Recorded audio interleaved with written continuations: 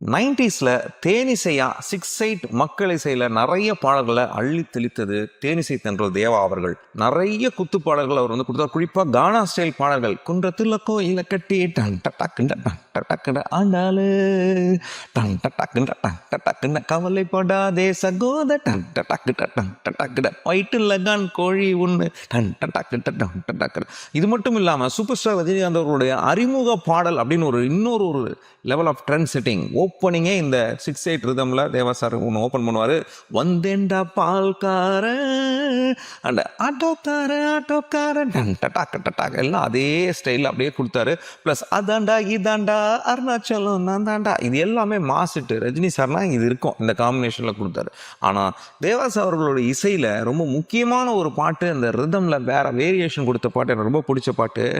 லாலாக்கு toll டப்பிமா கண்ணே கங்கம்மா அதே 6/8 இந்த மாதிரியான ஸ்டைலில் அந்த பல்லவியில் தூள் கிளப்பியிருப்பாரு. சூரியன் படத்துல வந்து கேட்டேன் ஜெயிப்பேன்.